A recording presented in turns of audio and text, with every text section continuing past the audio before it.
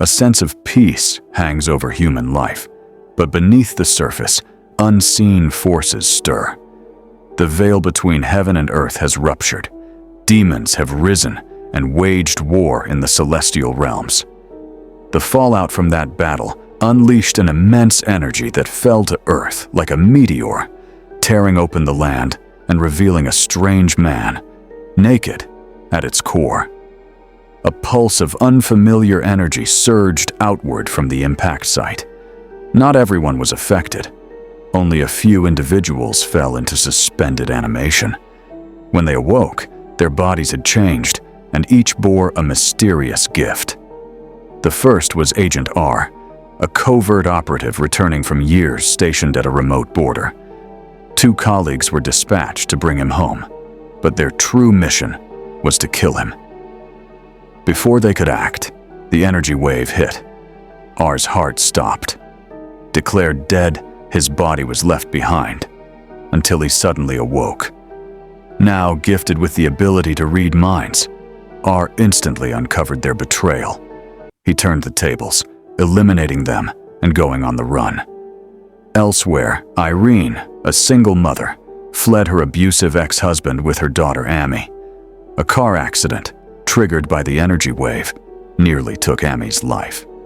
Irene, in desperation, touched her daughter, and her wounds vanished. Amy awoke, completely healed. Irene grabbed her daughter and escaped the hospital. On the road, they encountered R, wounded and desperate. He hijacked their car, but promised not to harm them if they helped him escape. With no better option, they complied. In another part of the city, Peter, a foster child constantly bullied at school, discovered his own power. During a party, he accidentally killed one of his tormentors. Fearing imprisonment, Peter ran, leaving everything behind.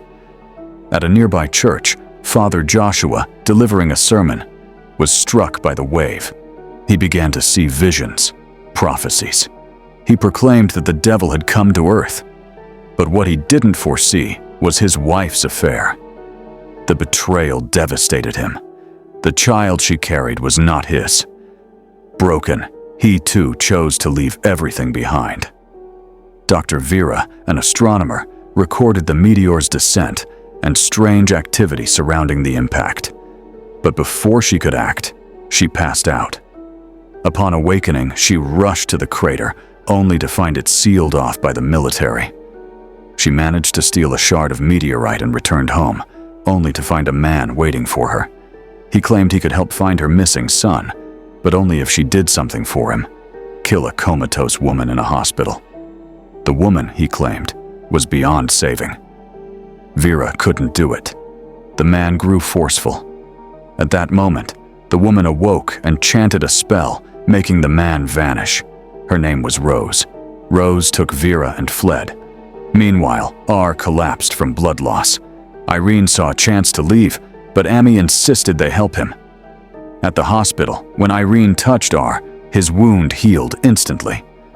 As police arrived, the group fled to a church, where Peter had taken refuge, and Joshua was still preaching. Vera and Rose arrived. Joshua recognized Rose from his visions. Rose explained, the meteor wasn't just debris, it was Satan, cast out of heaven, crashing to earth. 7 individuals had been chosen by God as messengers. Each had awakened a unique power. Though Vera hadn't accepted hers yet, her time would come. The group, now assembled, had to locate the 4 horsemen of the apocalypse: war, famine, disease, and death, before the seals were broken. R wanted to find his brother first. He returned home to find only his niece, Nadia. His brother, a drug dealer with enemies, had been taken. Fearing for Nadia's safety, R entrusted her to Irene's care. Elsewhere, Vera's partner Ireland discovered the military had buried the crater and was hiding something. They had the meteorite analyzed. It contained an unknown element. But when they returned for it, it was gone. Vera chased a suspicious man and, trying to follow him through a locked door, suddenly passed through it. Looking back, She saw her body lying on the floor. Her soul had separated, her gift revealed. Now fully awakened, Vera returned to Rose. One by one, the others had discovered their powers too. Later, R returned with a confession. He had betrayed the group. In desperation to find his brother, he had revealed their names and plans to the devil. In the end, his brother still died. Rose forgave him. The true test wasn't resisting temptation, it was turning back from it. With the group reunited, Joshua's vision pointed to the Afghan Prime Minister attending a peace conference. They suspected he was war.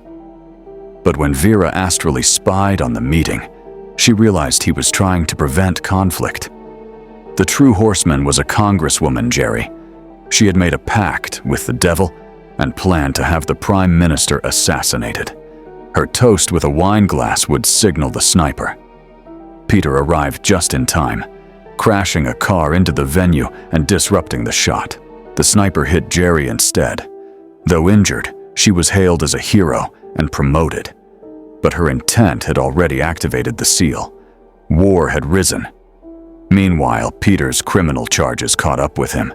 He was arrested and sent to prison. Rose tried to rescue him, but the devil reached him first, posing as a lawyer, whispering poison into his mind. Peter escaped during transport, rejoining the others at the conference in time. Afterward, Irene's ex-husband kidnapped Amy. He pulled a gun during the standoff, and Nadia, using a weapon R had given her, shot him. To spare Nadia from guilt, Irene used her power to revive him, revealing herself again to the devil who had orchestrated it all. Joshua had another vision, this time of a wealthy tycoon, guarded and isolated. Vera's soul entered his fortress-like residence and saw digital cockroaches forming a skull logo. Abdon, a powerful hacker group. She escaped in time and informed the others. Ireland tracked the stolen meteorite to a jungle base. There, Vera found the congresswoman Jerry again, collecting meteorite shards and corpses altered by its energy. She was building a weapon of mass destruction. The last messenger, Wallen, was a shapeshifter and former gambler whose fortune had been stolen by Abdon.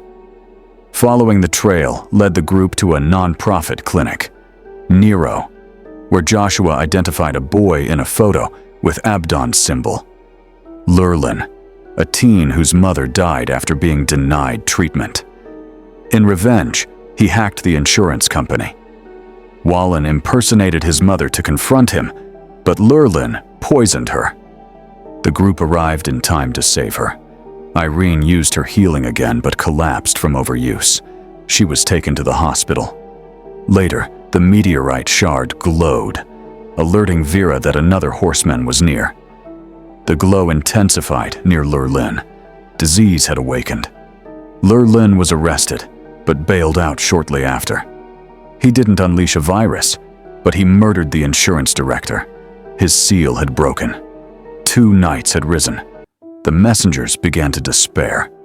Some began to leave. Irene tried to give Amy a normal day. Joshua returned to his church.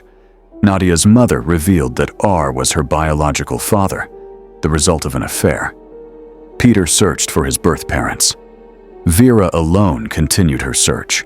Seeing Joshua near collapse, Vera took him shopping to lift his spirits. At the store, they met an elderly woman who knew Joshua's name. She was a former messenger with the same gift. She urged them to stay united. Coincidentally, the group all found themselves at the same store. They laughed at the strange reunion and found strength in their bond. Joshua's visions revealed a farmer with a twin, one of whom was the next horseman. Only Rose had yet to reveal her ability. That night, Joshua got a call from Rose. She claimed she was captured. Before he could leave, the devil appeared. He offered each of them something. To Wallen, her money back. To R, a clean record. To Vera, her son. But in return, he wanted everything they knew. Then he revealed a truth. April 6, 2008, was significant to all of them. Each had suffered a life-changing event on that day. It was not coincidence. They had been destined to meet. And then came his final revelation. Rose had lied. She had once been a battlefield nurse. At first, she resisted euthanizing wounded soldiers, but soon, she became addicted to the power of life and death. After the war, she continued at Houston Hospital, secretly killing patients with injections. No one suspected her until she became involved with the wife of Dr. Worst. When Hart devoted himself more to his wife, Rose, in jealousy, killed her. She was not who she claimed to be. The devil hadn't deceived them. They had deceived themselves.